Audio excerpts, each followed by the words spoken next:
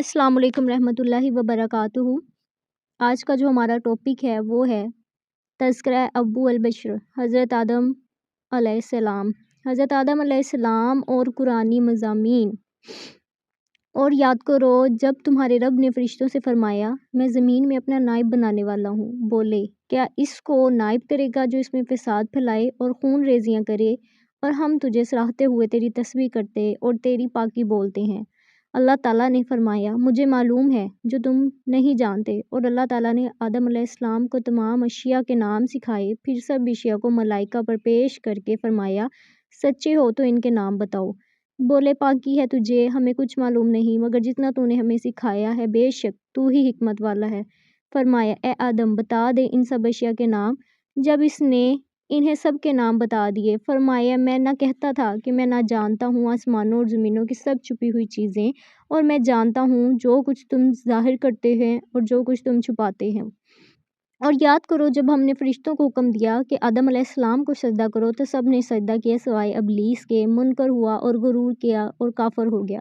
اور ہم نے فرمایا کہ اے آدم تو اور تیری بیوی اس جنت میں رہو اور کھاؤ اس میں سے بے روک ٹوک جہاں تمہارا جی چاہے، مگر اس پیڑ کے پاس نہ جانا کہ حد سے بڑھنے والوں میں سے ہو جاؤ گے۔ شیطان نے جنت سے انہیں لغزش دی اور جہاں رہتے تھے وہاں سے انہیں الگ کر دیا، اور ہم نے فرمایا نیچے اتر آؤ واپس، میں ایک تمہارے دشمن اور تمہیں ایک وقت تک زمین میں ٹھہرنا اور برتنا ہے۔ پھر سیکھ لیے آدم علیہ السلام نے اپنے رب سے کچھ کلمے تو اللہ نے اس کی توبہ قبول کی، بے شک وہی ہے بہت توبہ قبول کرنے والا مہربان۔ ہم نے فرمایا تم سب سے جنت سے اتر جاؤ، پھر تمہارے پاس میری طرف کوئی ہدایت آئے، جو میری ہدایت کا پیر ہو اس سے کوئی اندیشہ اور نہ کوئی غم، اور وہ جو کفر کرے اور میری آیتیں جھٹلائیں گے وہ دوزخ والے ہیں، ان کو ہمیشہ اس میں رہنا ہے۔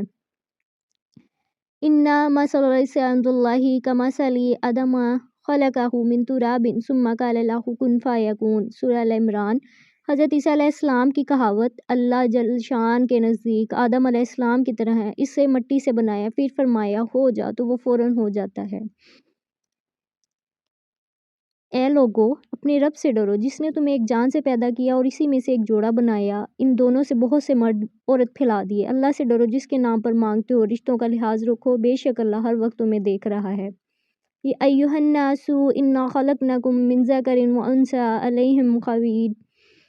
اے لوگو ہم نے تمہیں ایک مرد اور ایک عورت سے پیدا کیا اور تمہیں شاخیں اور قبیلے کیا کہ آپس میں پہچان رکھو، بے شک اللہ تعالیٰ کے یہاں تم میں زیادہ عزت والا وہ ہے جو تم میں زیادہ پرہیزگار ہے، بے شک اللہ جاننے والا خبردار ہے۔